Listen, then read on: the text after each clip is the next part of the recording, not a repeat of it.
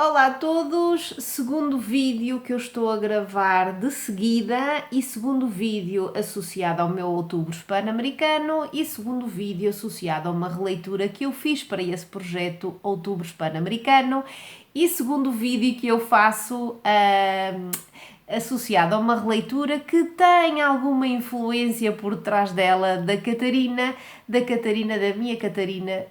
querida, do canal A Farmácia Literária. E claro que estou a falar-vos, acho eu que vocês já devem ter adivinhado de que obra estou a falar, ou seja, de que releitura que eu estou a falar, é desta de 100 anos de solidão de Gabriel García Márquez. É mais uma releitura que eu já tinha programada na minha cabeça há muito tempo, mas que aproveitei para fazer agora neste Outubro Hispano-Americano porque a Catarina aliciou-nos, convidou-nos a juntarmos-nos a ela para reler ou para ler pela primeira vez durante todo este outubro de 2021 esta obra que é a obra-prima de Gabriel García Márquez. E eu disse, tal como já falei no vídeo que gravei anteriormente, disse-me, sim, este é o empurrãozinho que eu precisava, veio mais uma vez da Catarina e vamos lá. Vamos lá porque a primeira vez que eu li 100 anos de solidão era muito novinha, tinha, creio eu, ou menos de 20 anos, ou por aí nos meus 20 e picos anos.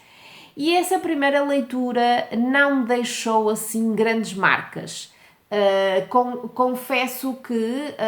passados mais de 20 anos, aquilo que sempre que eu pensava em 100 anos de solidão, aquilo que me vinha à cabeça é que tinha sido uma leitura muito confusa na altura,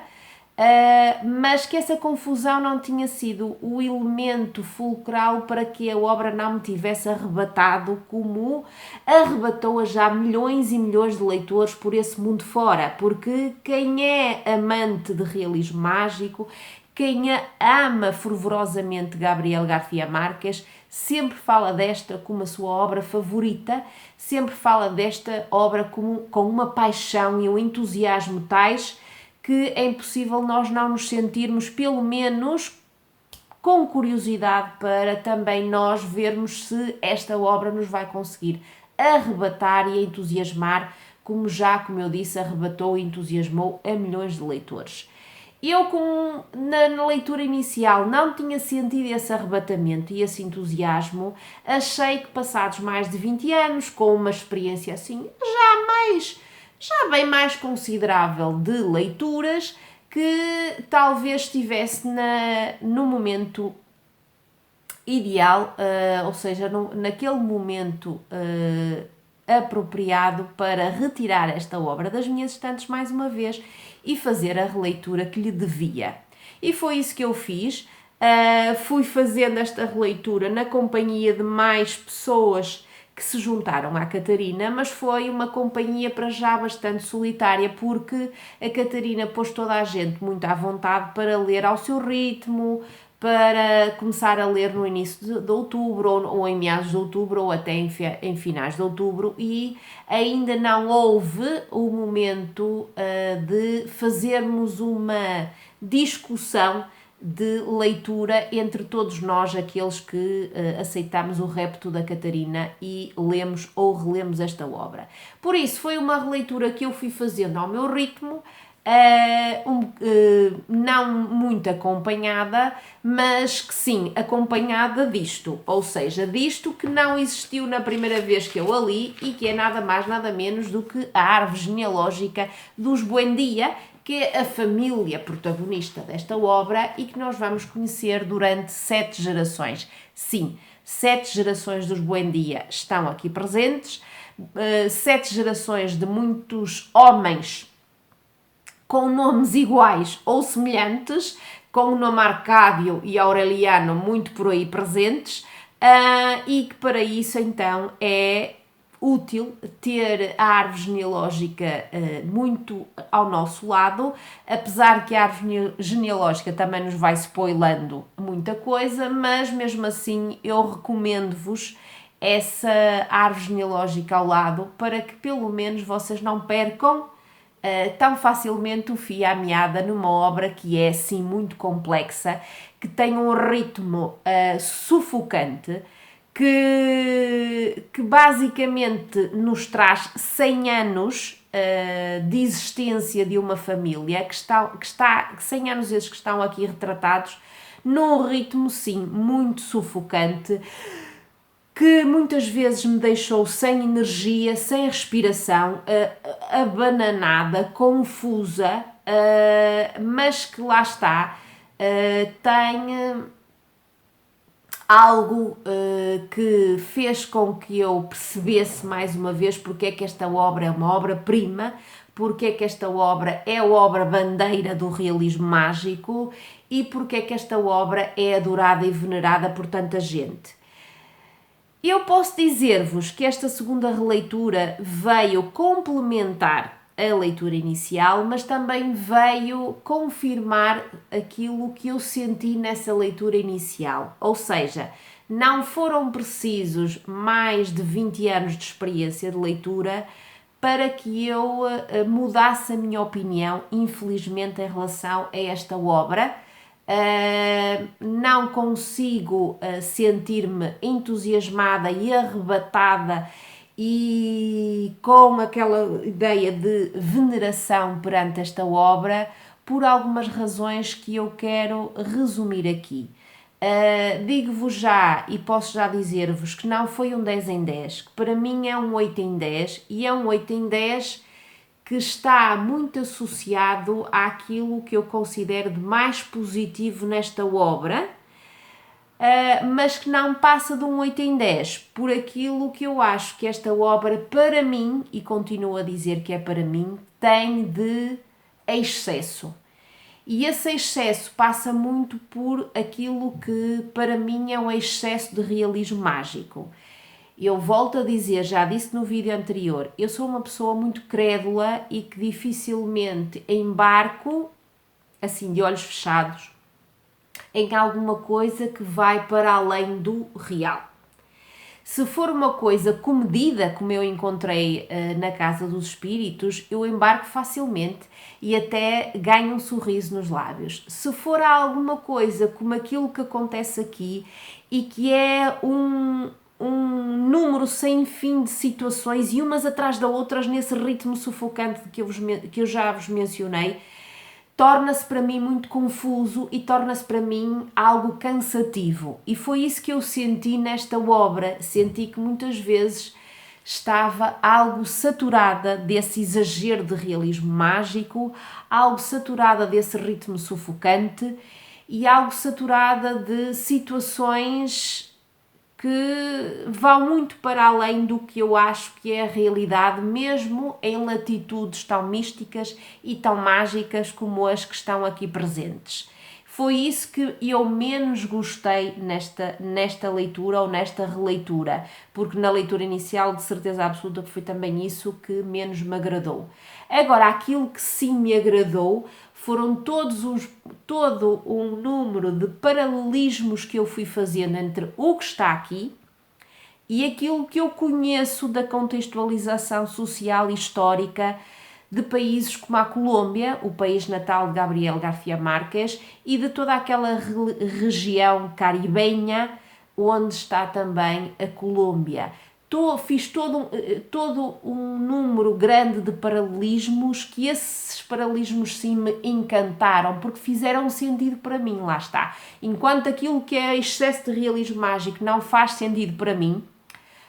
e para mim enquanto leitora e enquanto pessoa, eu volto a frisar, tudo o resto, todos esses paralelismos que eu fui fazendo com uma realidade que eu conheço muito mal, é certo, mas que conheço, esses sim. Isso foi para mim o ponto forte desta leitura ou desta releitura. E paralelismos que me levam, por exemplo,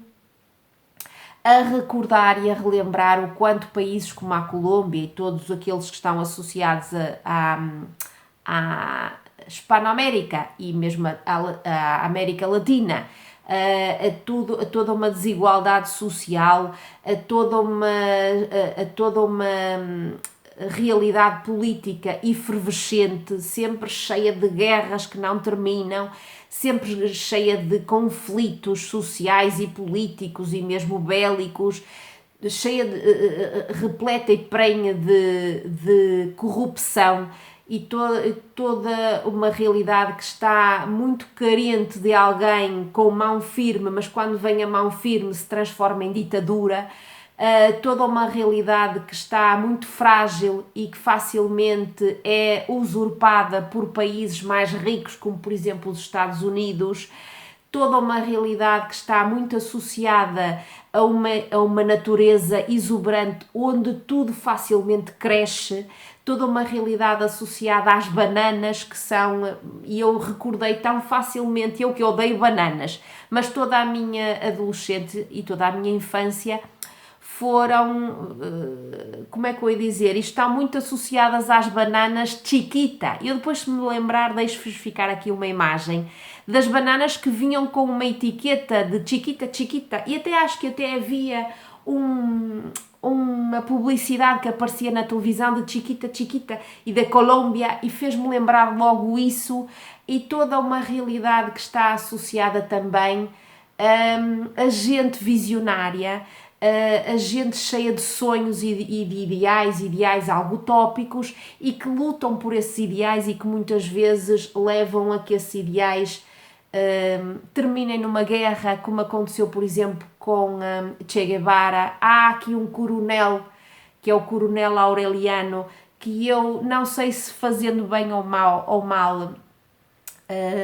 associei, relacionei muito com aquilo que aconteceu com Che Guevara,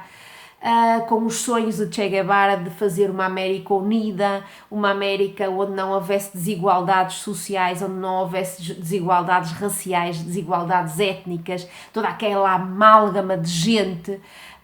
Tudo isso foi a parte mais positiva para mim nesta releitura e foi isso que verdadeiramente me agarrou, mas não chegou para atingir a nota máxima, porque depois embateu para mim, nessa parte excessiva de realismo mágico, ok? Era isto que eu queria transmitir-vos.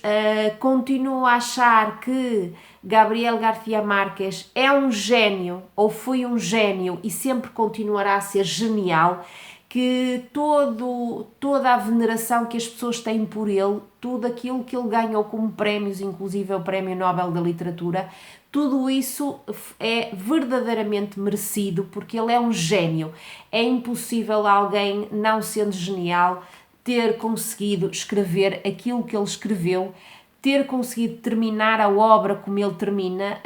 O último parágrafo, creio eu que é o último parágrafo, deixem-me confirmar. Sim, que é um parágrafo enorme. As últimas frases desse parágrafo enorme é brilhante, é de gênio, é de mestre, é de alguém que dificilmente haverá um punhado de pessoas que o consigam suplantar. É mesmo genial tudo o que aqui está, mas nesta obra em particular é preciso, para que nós consigamos tirar disto tudo aquilo de genial que tem, é preciso não ser muito como eu, é preciso conseguir embrenhar-se e mergulhar neste realismo mágico e sentir-se bem, não se sentir a sufocar e não se sentir a afundar nele, como eu me senti em alguns momentos. Por isso, é um 8 em 10 por tudo aquilo que eu já referi. Agradeço-te imenso, Catarina, me teres desafiado a voltar a esta obra e sim, é uma obra que eu recomendo por tudo aquilo que eu já mencionei. É uma obra que eu também aconselho a que entrem nela, tendo em consideração aquilo que eu já mencionei, se ainda não entraram nela, sobretudo se vocês forem leitores semelhantes a mim, ou seja, se tiverem os gostos como eu tenho, se tiverem estes impedimentos e estes entraves como eu tenho, tenham aquilo que eu disse de menos positivo em consideração, mas não deixem de ler esta obra de maneira nenhuma, porque isto é verdadeiramente uma obra-prima, é uma obra que toda a gente deverá ler em algum momento da sua vida e tirar dela todas as ilações, todos os paralelismos, tudo aquilo que vocês acharem que podem tirar. E eu mal posso esperar por juntar-me aos meus companheiros de leitura / releitura desta obra e podermos discutir à vontade, com spoilers ou sem spoilers, aquilo que nós usufruímos desta obra-prima, ok? 8 em 10. Muito obrigada, Catarina, e obrigada a todos que me aturaram nestes 15 minutos. E claro que eu quero mesmo muito que vocês digam aí em baixo tudo aquilo que vocês têm para dizer sobre esta obra, se já a leram, rebatam as minhas opiniões, as minhas considerações, não sei, digam-me por favor, eu vou querer muito que vocês aí em baixo me comentem este vídeo e me digam aquilo que vocês conhecem desta obra, aquilo que ela de mais entusiasmante tem para vocês, aquilo que ela de menos entusiasmante tem para vocês, aquilo que vocês sabem sobre García Márquez, se há alguma obra que vocês acham que eu tenho que ler para além daquelas que eu já li, mas podem dizer-me, eu já li O Amor em Tempos de Cólera, já li como é que é? Crónica de uma Morte Anunciada, Memórias das Minhas Putas Tristes. Há muita coisa que eu já li, mas digam-me aí em baixo se há alguma que eu ainda não li que eu tenho verdadeiramente que ler, ok?